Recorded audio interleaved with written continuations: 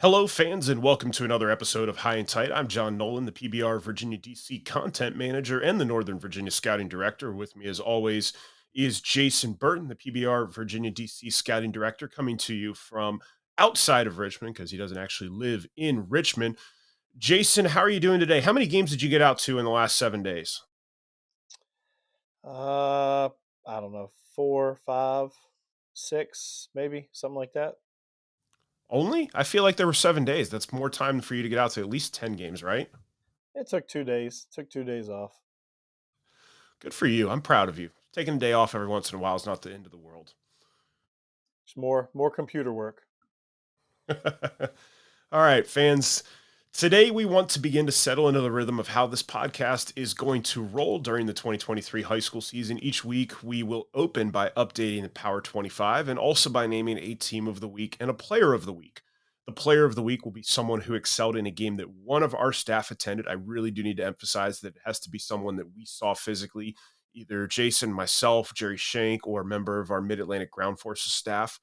Um, After that, we'll quickly highlight 3 to 5 players each who we saw during the last week and wrote about in a scout blog, mostly trying to point you guys towards the scout blog, but guys that really jumped out to us.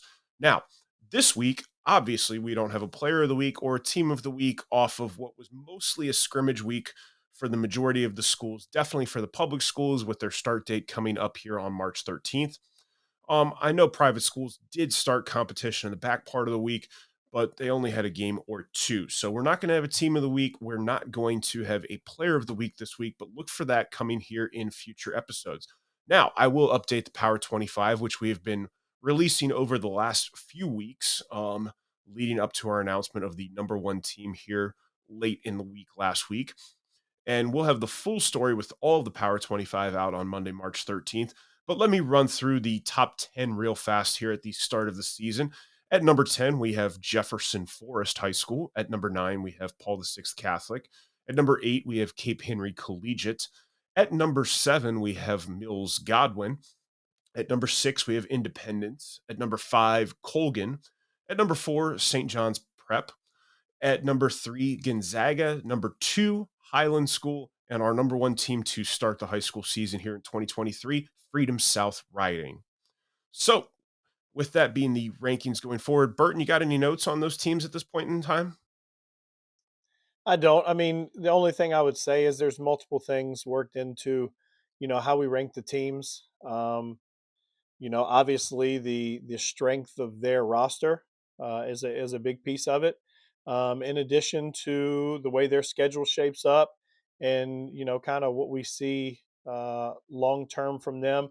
However, that is not everything that is compiled inside of how those teams are ranked. Also, on Monday we have the private school top 10 coming out as well. Yes, that story will run on Monday the 13th. And I'll give you the top 5 here real quick. They were all in our actual top 10. At number 5 in the private school top 10 is St. Paul VI Catholic. At number 4 is Cape Henry Collegiate. At number 3, we have St. John's College Prep. And at number 2, Gonzaga. And number 1 in our initial private school top 10 will be Highland School this year. Generally, we will update these rankings every Monday as the season goes. I would expect, honestly, us to wait to have our next update until March 27th. We usually will give the first couple of weeks just with the way weather is usually in March and the way schedules are to allow the season to breathe a little bit before we get those. But once we get into the bulk of the season, expect us to have a new private school top 10 and a new Power 25 every Monday, and that will roll in this weekly podcast. So now let's go ahead and move to talking about players that we saw this week. I have 3 or 4 guys I want to talk about. Bert, you've got 4 guys you want to talk about. I'm going to go ahead and bat lead off here in this segment. And I'm going to talk about guys from one of the couple of scrimmages that I got out to see last week. And that is a draft prospect, Johnny Farmello from Westfield High School. I got a chance to see him against Paul VI. Farmello is a Virginia commit. He's our number 2 ranked player right now in the Virginia DC class of 2023. We've talked about him before. It's an athletic 6'3 frame. There's some strength present. It's got a good build to it right now. Still a chance for him to be able to add some strength to it as he goes forward. In the game that I saw him, I got to see four at bats. He barreled a couple of different balls. If you check the scout blog that I put out about Westfield, Paul the Sixth, and Freedom, you will get a chance to see his video in there as well as all of my notes. But his first at bat, he came up, the bases were loaded. It was an RBI situation. He attacked the first hittable pitch and ripped a single to the right side. Second at bat, second at bat that I saw him get a barrel on was later in the game. He took a pitch that was up and away and drove it the other side. It's a good start to the season for him. He's a guy that has some barrel feel and has ability. The big question will be how much power does he show and how athletic he is. He's naturally an outfielder. He's a UVA commit, if I haven't mentioned that yet. He's naturally an outfielder. He's going to play mostly shortstop, I think, this year for Westfield. He played a little bit of both in the scrimmage. It'll be interesting to see where he is and how that impacts his draft status going forward. So, again, that's Johnny Farmello, an outfielder from Westfield High School, 2023, and a UVA commit. Bert, where do you want to go first? You want to stick on the draft theme here? I am. The first guy I'm going to talk about is a 2023 Alabama commit, Bryce Eldridge. He is the number one player. I know we talked about Johnny is currently number two. Bryce is currently number one. Bryce is also number 15 in the country at this current time. Updated national 2023 rankings are coming out this week, the week of the 13th, in the middle and back end of the week. So you may see some adjustments there, but currently number 15. He was 93 to 95 through 2 innings pitched. He was really efficient. I want to say he was on a 50 pitch limit, I believe, that day. And I want to say he got through, was it 3 innings and like 31 pitches? So through about 65-ish% strikes that day, a lot of 94. I think the biggest thing for me on Bryce is the last time that I saw him was Triantos' senior year, which was 21. That's the last time I got to see Bryce on the mound. I know he was a little dinged up last year. It was kind of taking it slow coming back. But the last time I got to see him, the slider, the secondary, I thought the changeup was the best secondary pitch. He threw the slider for strikes. It wasn't as good as it is now for sure. 81, 82 last Saturday, got some swings and misses. Threw a couple of really nice changeups in the mid 80s. Had four strikeouts through 2 innings, each, two each on the fastball and slider. Just really intriguing. It was a cold, windy day. I know some pitchers were struggling a little bit with the mounds that day. So just a very good early season outing for Eldridge. Yeah, I was there with you when we got to watch that, and it was really impressive watching him. And yeah, you nailed those numbers right on the head. It was 3 innings, 31 pitches. He was really efficient, was just pounding the strike zone. All right, go ahead and go to my second guy here. I'm going to go to the 24 class, and again talk about a committed player. My next two guys will be 2024 committed players from St. Paul the Sixth. I want to talk about Logan Eisenreich, 2024 right-handed pitcher. He's a Virginia Tech commit. I've gotten a chance to see Eisenreich in like bullpen settings, but this is the first time I got a chance to watch him live against hitters. It was really impressive. It was an extremely cold night. It was windy again up here on the night when the scrimmage happened. They were playing against Freedom. I was really impressed. It's a 6'2" frame. It's a little bit lankier. He's still got some room to add some strength to it. So there is some upside to it. It's a drop and drive delivery. He was 87 to 90, mostly just sat 89 the entire time. I only saw him throw 1 inning. I had heard that the previous Saturday he actually struck Farmello out in his first at bat. I hadn't quite gotten to the game yet because I'd been over watching Madison with Burton. So I missed that at bat, unfortunately. Now, granted, again, so the game that I'm talking about, he was 87 to 90, topped at 91, was mostly just sitting at 89.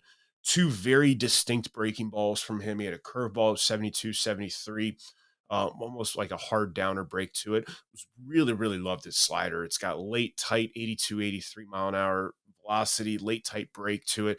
Got swing and misses on it, punched out two guys in an inning, was really efficient, just pounded the strike zone. Was very impressed with getting to watch him.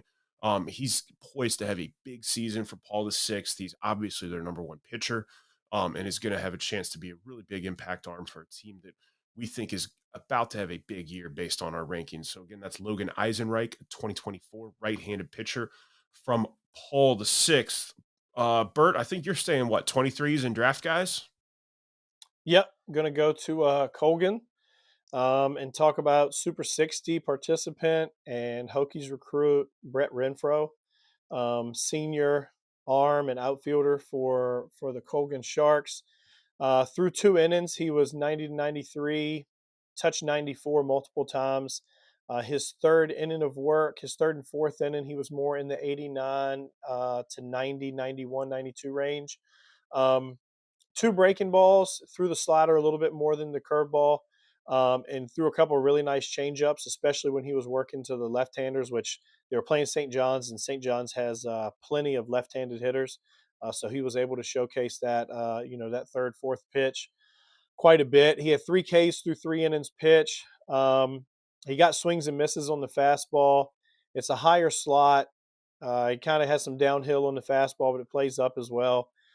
Just again, like Eldridge, I think the arms, honestly, across the state have kind of stood out early, um, as opposed to hitters. I would say Farmello might be the one exception for hitters that have jumped out early.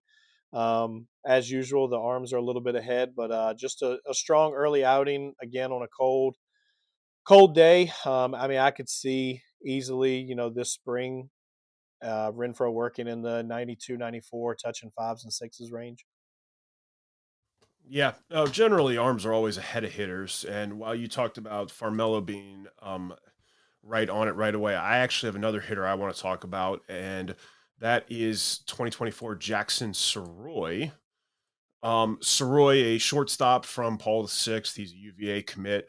He had a rough 2022 year, battled illness, lost a lot of weight, was sick most of the year. Just it wasn't a great year for him, and we feel bad for that. But we are happy to hear and see that, man, oh man, does he look healthy. So got a chance to see him in that scrimmage against Westfield on Saturday and again against Freedom on Tuesday, and he looked good. Absolutely demolished a pitch from Butash. So the righty Penn State commit, who's a senior, for a triple to left. Earlier in the game, he'd beaten out a single on basically a routine ground ball to shortstop, just showing off his speed. A lot to like. It's a lankier, athletic 5'11 frame. There's strength present. He's regained all the weight that he lost while he was sick and added a little bit more as well. There's still a chance for him to add more. I really liked how he looked at short. I think that is actually the position that he sticks at. He was really smooth there, good lateral range. He showed a good tempo. He had an idea of knowing when I needed to hustle the ball out of his hand to get a guy who's quicker up the line out at first versus when he could take his time and go smoothly and through it. Um, and then, like I said, and you can check the scout blog. I've got the video. I've put it out on Twitter at this point in time. The ball that he hits off of Butash into the gap for a triple, he just absolutely demolished that baseball. I wish I'd had the exit velo on it. It had to be a high number. But he is short to the ball and the ball just jumps off his bat.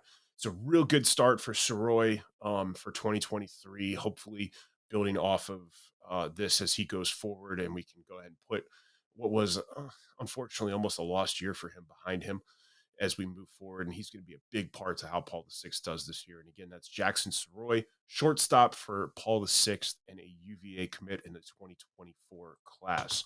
Bert, where are you going next? I'm going to stick with a committed arm, but I'm going to jump a few classes and go to 2025 Noah Yoder. I got a chance to see Noah one of these days this week. I want to say it was last Monday, Tuesday, something like that. It was at Lee Benedictine, and he threw 2 innings, faced six hitters, and struck all six of them out.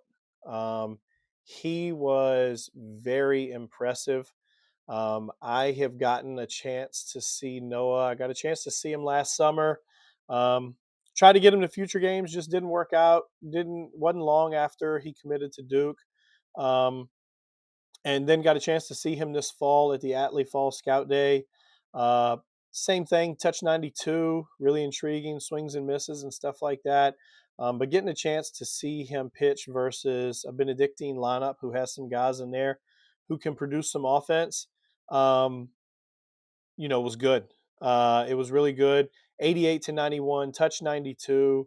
Uh, the biggest thing for me that is intriguing about Yoder is watching hitters react to when he pitches. The biggest thing is like hitters just look uncomfortable. They just look really uncomfortable facing him. Swings and misses, chases out of the zone. They just look very uneasy. I mean, he's 6'4", 6'5", big, gangly, long arms, long limbs, and it's just a lot coming at you. Got a little crossfire to it. And I think more so than anything, like it's everybody knows it's control over command. There's not a ton of polish, and I think that makes it a little bit more uneasy. Um, and it is electric. The fastball is absolutely electric through the zone. The breaking ball 76, 77 has some power tendencies. It's definitely something that he needs to clean up, and adding a third pitch long term would be great. But right now, for a 25, he's as good as there is around, in my opinion. All right, I'm going to stay 25, but I'm going to go for the uncommitted version of the 2025. And the last guy that I want to talk about is Matthew Rousey, right-handed pitcher from St. Paul the Sixth High School up here in Northern Virginia. I got a chance to see Rousey twice actually through one inning of relief Saturday in the scrimmage against Westfield, and then also started on Tuesday against Freedom, the defending Class 6 state champs, which basically brought most of their lineup back. He threw 3 innings on Tuesday, and his stuff both days. The first day he sat 83, touched 84. He was a tick slower on Tuesday, mostly 81, 83. With his fastball, gets a little bit of boring action to arm side. He throws from a higher arm slot. It's got a very short arm action. There is some quickness to it. Liked his two breaking balls. He has two distinct ones again. A curveball that has traditional 12-6 break at 63, 66. Slider's got a little more tilt to it and comes in a little harder, 68, 69. Um, what I really, really liked out of him, and he really jumped at me, is that start on Tuesday against Freedom. He threw three scoreless innings, struck out for him. I actually don't think he gave up a hit during that time. I would have to check if he did. It was maybe one. He was attacking hitters early in the count with all of his pitches. He was aggressive in the strike zone with his fastball. He showed the ability to throw his breaking ball in the zone for strikes and then again for swing and misses out of the zone, especially his slider. He had really good feel for it against Freedom on that Tuesday night. And so I really liked what I saw out of him. There's obviously a lot of upside. He's a 2025. So there is some projection left in him. I could see that velocity ticking up as he continues to develop. But I was really, really impressed with his pitchability and his poise out on the mound in a spot that you would usually think would be a tough spot. Freedom literally is 400 yards away from Paul the Sixth. They're kind of rivals. All those kids went to high school or to middle school and elementary school together. So there was some juice in that game, and he comes out and shoves for the first 3 innings against the defending state champs. And I was really impressed with that. Big takeaway there. I really, like I said, I like the stuff. I think there's a chance that it's going to continue to develop and improve. So he could be a really big arm there for Paul the Sixth this year. And again, that's Matthew Rousey, a right-handed pitcher in the 2025 class. Bert, where you want to go for your last guy? My last guy, I'm sticking with uncommitted. Going back to Northern Virginia, to a 24 left-hander out of Gonzaga. Um, if you have not seen this arm yet, or you have not seen video, or have not heard of this arm, it's definitely one that you're going to need to get on sooner rather than later, because I have a feeling that this arm is not going to be around long. Jack Fury, I hope I said that right. I think I did. Jack Fury, 24 left-hander, 6 foot, lanky. Um, Honestly, like it was only one inning, so like take that into perspective. But it was a really good one inning. I He has thrown since, and he has had similar. I think he's thrown at least once, possibly twice since, and he has had similar success in those outings. I think, like my personal opinion, is this is a kid that honestly could go to a on a college campus and in a college game right now and get outs and be effective. That is the type of arm he is. And I think it's right now it's reliever profile. It's low slot. It's funky. It's different. 85, 87, 73, 74 mile an hour slider at 3,000 plus RPMs, 3,100 plus is what I had it at. It is an absolute frisbee. It's not like it's not a command pitch right now, but honestly, it doesn't have to be. He has the stuff to be in and around the zone and get swings and misses and get bad contact and get guys to chase. It is a very intriguing arm that guys need to get out and see now. Outstanding, and maybe I'll get a chance to see him on Tuesday. So let's go ahead and move into things that are coming up here as we start to come down towards the end of today's episode. So we have the official start of the public high school season starting this week. We will obviously be out at many games. I know personally, I'm going on Tuesday night to McLean Gonzaga. My lean right now is probably Lake Braddock, West Springfield on Friday, but I got a couple other games in the hopper, and I'll probably be out Wednesday as well with a couple of games. I haven't totally locked down which one I'm going to yet. Need to check on some arms. Bert, you got any idea where you're going this week? I do. Uh, one, two, three, four, five, at least 6 games this week. Um, Hopefully Nova tomorrow night to see Light Ridge and see Mason Sproat, hopefully, and Jimmy Nunley and a couple other guys. And then a double dip in the Charlottesville, Lynchburg, Amherst area on Tuesday. Thursday is still kind of up in the air. Friday, it looks like the beach.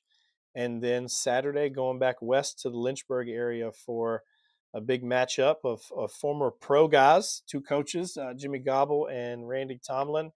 Um, John Battle at LCA, going to get a chance to see one of our top ranked 25s in Evan Hankins, as well as Porter Gobble and a couple of other guys for LCA. We'll see who pitches, but that should be a good one.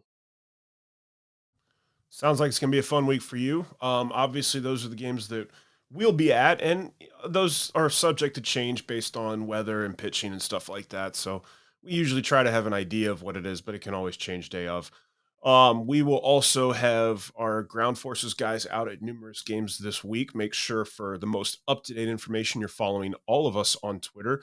Our ground forces are at PBRMAGF. Those will be our interns who we are very confident in when we send them out, and we appreciate their effort and their legwork.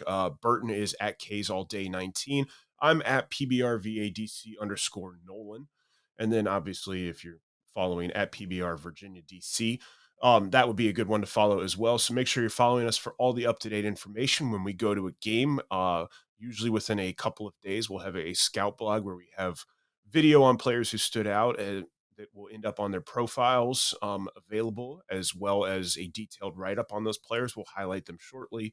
A couple of guys when we do our podcasts weekly, but the mass volume of players that we cover will be covered in those scout blogs. So make sure you're checking them as they come. We've already got numerous scout blogs up for the high school season as well at this point in time. So make sure you guys give that a peek.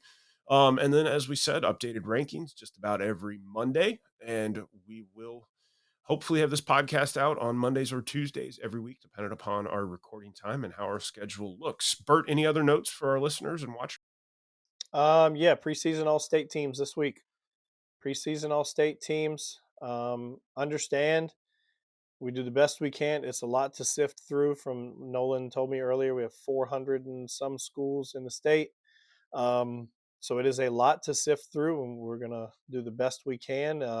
Honorable mention: third team, second team, first team, and then underclass teams as well. Yep, no, absolutely. That'll be running. I don't know why I forgot that because I was the one who made the stories on the back end, even though you guys, we all contributed, but mostly you guys did the legwork on the creating the teams. But yeah, no, we will have those teams running this week. Honorable mention, third, second, first. We do have limited spots on the team. There is a format that PBR National wants us to have. So if the team seems small or if there are guys who aren't there, just because it's on the preseason list doesn't mean they can't end up on the postseason list. There's been many years where guys who are on preseason don't end up on postseason and so on and so forth. So hat tip to all those players who are going to be honored this week, and half challenge to those of you guys who think that you should have been honored to make sure that you're there by the end of the season. So it's going to be or go ahead. Yes, we. No, I was going to say we are not others that hand out 8,000 certificates for showing up. No, yeah, we don't give participation medals. That is very much not in our DNA. So It's a studded, star-stacked list. There's a lot of very good players in Virginia. It's looking forward to a pretty darn good high school season here. This is the time of the year that we all really love. This is our favorite time. Don't get me wrong, we love everything, but I know personally, I know for all of us, getting out seeing the high school games, this is what we really are here for. So it's going to be fun. It's going to be a great ride. We've got 2 months and a week until the private school state championships, and about 3 months until the public school state championships. And we're going to blink, and it's going to barely be there, but it's going to be a lot of fun. So we thank you for joining us, and we'll see you out there.